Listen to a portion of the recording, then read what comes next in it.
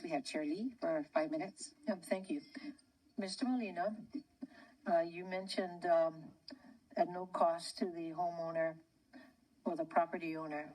You mean that the debris removal will be paid for by FEMA, correct?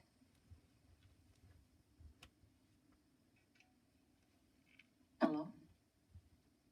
Great person to answer. Is it? I can speak to that. So yes, and just recently FEMA has approved through President Biden the use of 100% cost share for the County of Maui to pay for this program for 6 months.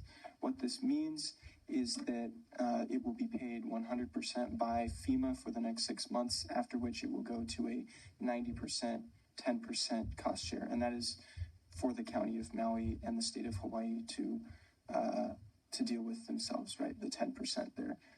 It does not affect insurance, however. So if there is any duplication of benefits, meaning that if someone would otherwise receive money from their insurance specifically for debris removal, that will have to be remitted to the federal government in order to avoid duplication of benefits.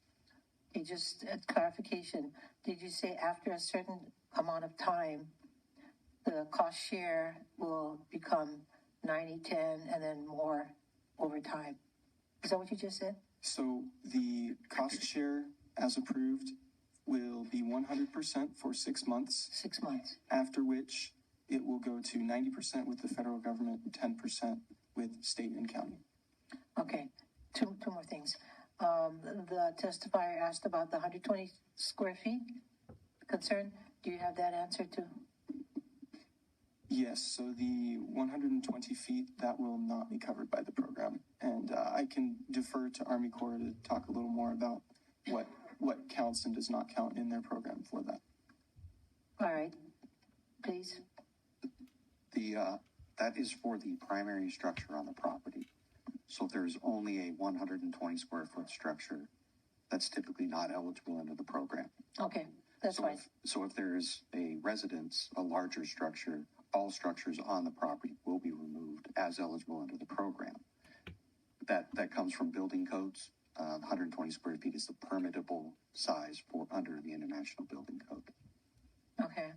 Oh, what if somebody had a bigger home and 120 square foot accessory? What about that? So then, yes, if they have an eligible structure on that parcel, then all structures that burned on that parcel will be removed under the program. Okay, great. So getting back to you, person from Kauai, I wanted to ask you about Hawaii. I'm with the state. But you're from Kauai, right? No. No, I thought you said you're actually based on Kauai. Okay, so anyway, getting back to the question on the debris removal. So do you go through an RFP procurement process in order to identify contractors that you will hire to pay for the removal?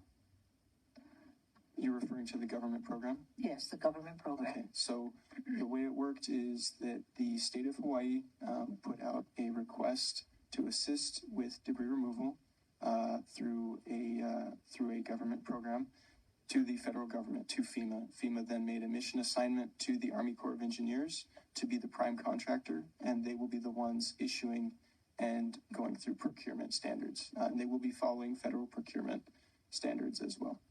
How long will that take? We're currently in the process of negotiating contracts as we speak. Are there contractors from Maui? So we are using local 8A firms for 4 of the 5 contracts we intend to let. Local what? Native Hawaiian owned organizations under the 8A Small Business Program. We already have agreements in place. So those are sole source contracts for, as I said, 4 of the 5 contracts we intend to let. Okay, and maybe one last thing that you want to say for the public's reference.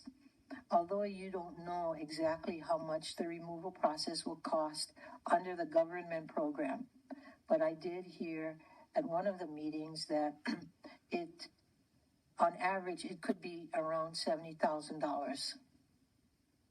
That would So that people know what they might have to end up paying themselves. Maybe you can answer that question. How much will it cost if an individual uses the alternate plan? I will, given that this is my first time in a wildfire from a state government perspective, I will defer to my colleague from California. Yeah, thank you. So I think I was the one that provided the 70,000 figure at the last time I was before this body. That's kind of the average pricing we're seeing in California. I think, I'm not sure anyone is really even speculating what the final cost will be for an individual doing the work here. I think there'll be a variety of factors playing into that, including contractor scarcity, and availability to do the work. But I would hedge it's probably no less than 70,000 if that's what it costs to do on the mainland. Thank you. Thank you very much. Next.